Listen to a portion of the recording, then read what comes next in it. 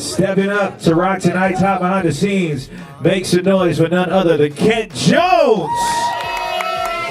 What's up? What's up? I had to make sure, man. So Kent Jones in the building. Look, fam, I have this this inkling feeling that you have a thing for Latinas, bro. Man, what gives you that feeling? Hola, ¿cómo estás? Merengue being the new single. You're absolutely right. That's what I figured. Yeah, the Latin community of women get all of the credit for these songs. You know? Yo, so Merengue is out now. We've been bumping it on the radio. This was like kind of like a big turn from what people really know you for, but it brought the party for sure. Kind of, but not really. You got to think about it. Yeah. I started on the international basis, right? As far as the music.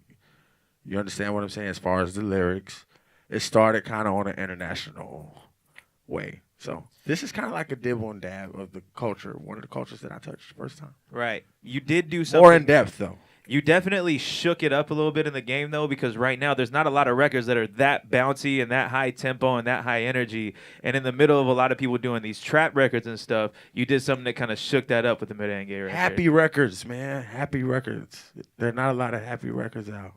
There are others that I do listen to. By the way, like I listen to the culture too every day in my car, like every day. Like, but you know, there's not a lot of people making happy music. Period. So, it's very, I feel like it's a feel good record, right? Is it not?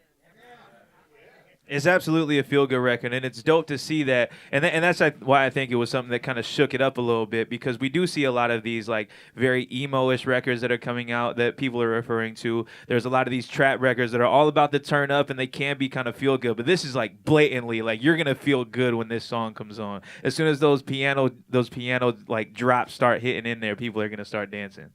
Did y'all start dancing? They said yes.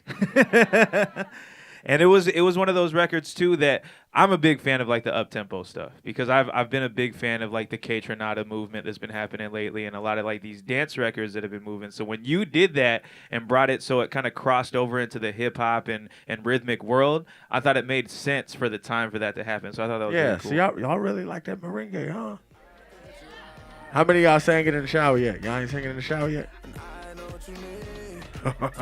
It's not even playing. She got it going in her head right now. So also, opening day for the Marlins, was that last week? Yes. And I was on the road, but yes, we did the anthem. For the new anthem for the Miami Marlins, it was me, Nicky Jam, Khaled, and Pooh Bear. It was a great record too. How did that feel to have that happen in Florida for you? Yeah, I mean, it's crazy, but at the same time, it was like, I feel like it's an anthem beyond just the, first of all, it's the Marlins anthem. That's huge. But I feel like it's more than just the Marlins anthem. It's beyond the Marlins anthem, too, as well. So yeah, I feel like it's an anthem, period, like, personally, in my opinion. And the name of the song is, for people? It's called We Just Getting Started. It's nice. It's really nice. And so it's you. It's me, Nicky Jam. It's Pooh Bear, and it's DJ Khaled. Wow, man. Yeah. That's crazy. That's a big thing for you right now, especially being that with your take on doing this Latin style stuff too, and having Nicky Jam on that record too, and then of course this being an anthem is going to be coming from Miami. Yes. That's pretty amazing, yo. Yeah. So you also got some new music on the way, I'm assuming. I do. Speaking of the whole Hispanic thing, speaking of, I have a record coming out with Faruko and Takeoff from Migos. Wow. It's a serious record.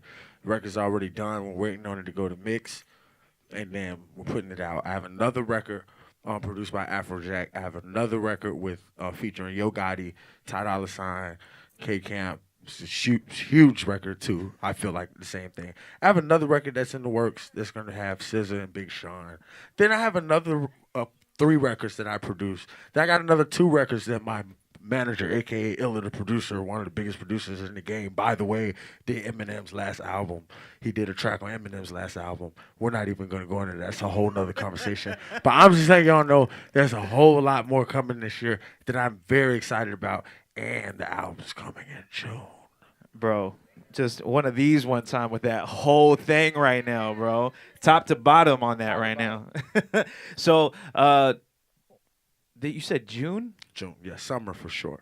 Wow. So I mean, that's not a surprise. Like the summer vibe is coming from you right now. Just Right. that energy. You so feel like it's summer ready, huh? yeah. Yeah. I'm pretty ready for this to happen right now.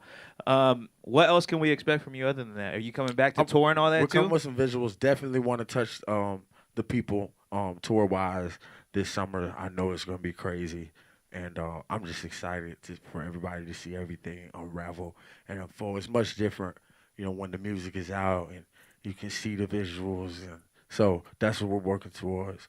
And I promise it'll be nothing short of everything that you all love and want to continue to see and hear from me, of course. And what I gotta ask you, what is it like being a part of We the Best Music? Because I know that experience is kind of like it's been a really big movement as We the Best, of course, like DJ Khaled doing a lot of things with Beyonce, Jay-Z, and things of that nature. And I know you have to be around for a lot of that too. Which I did the Formation tour, the Beyonce Formation tour with Khaled, like 2 years ago. I think it was. Was it 2 years ago? Like 2 years ago, yeah, right? Yeah. And so, what has that experience been like as far as like being a part of We the Best Music and how that's All it is what it is the biggest thing for me. All I can speak for myself is it's always been outwork yourself, and it's always been never stop hustling. You gotta hustle.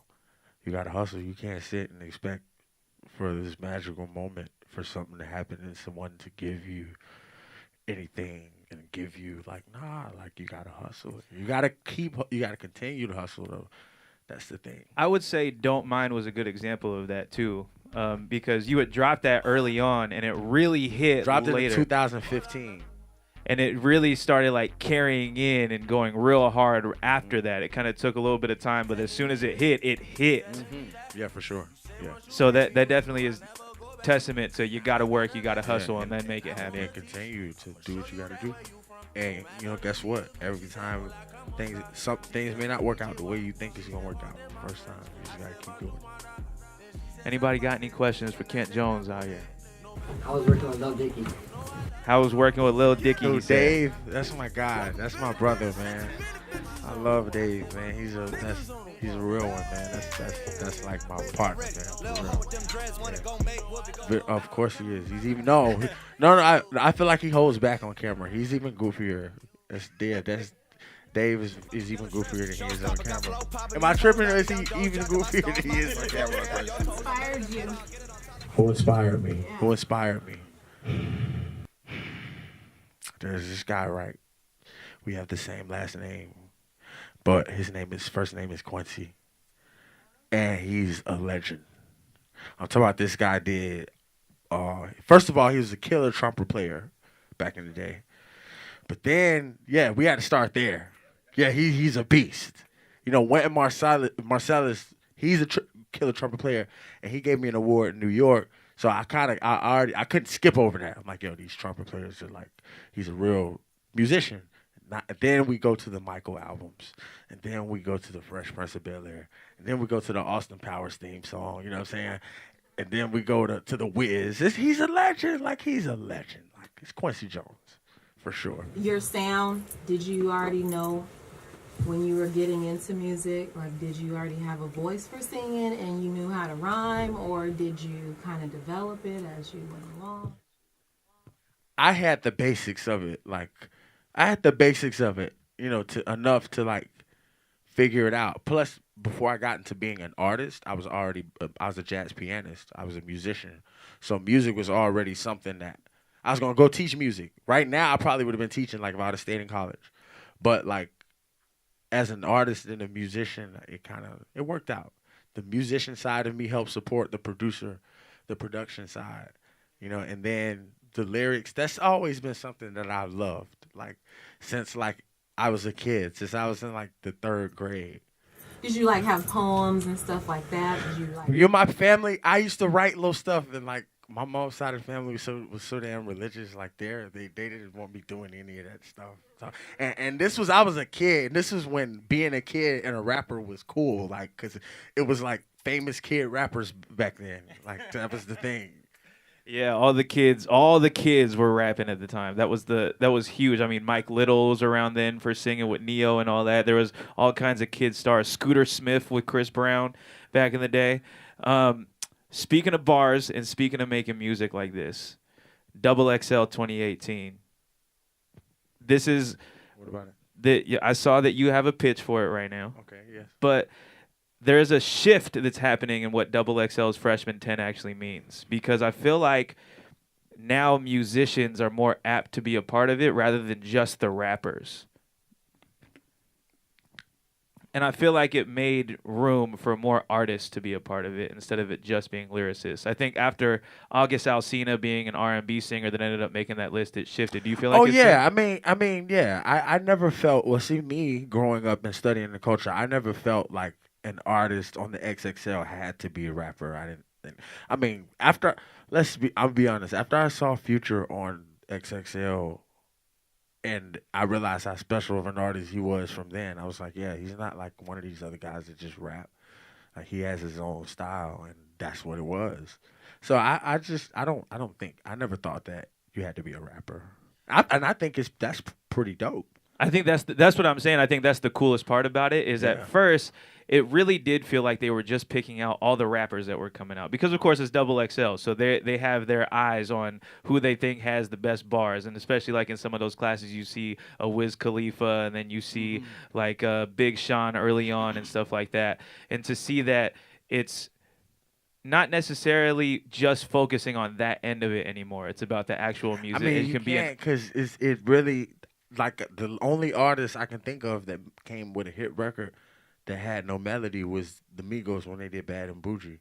That's the only time I could think of right now in this time that a song came out with no melody that was a hit. That's very true. You understand what I'm saying? So, of course, like, melody is the thing. And so now you got your pitch going, so we got to see if this is gonna come to fruition very soon. Obviously. Yeah, and you know, I support XXL. You know, appreciate them for the pitch. I appreciate y'all for having me. I appreciate y'all for being here and taking y'all time out to come and hear me talk to y'all and look at me. I appreciate that. I appreciate that. No, like, you gotta really be like committed. You got to be really, I want to go to this. Like, I don't mind. Like, I appreciate that. Well, we appreciate you sliding through, man. Of course. And, of course, Merengue, the single is out right now. Go get it. Please. And be prepared for June. Right? June? Yes, June. Be prepared for June. Some big things coming. Yes, sir. And, of course, whenever you got new music to premiere, you know who to holler at, man, because we right here. Of course. Kent Jones, y'all, make some noise. Appreciate you. To get, never get to know. I ain't trying to save nothing, but on my insurance, I need to find me a girl on her progressive flow. Cause I know what you need to make it through the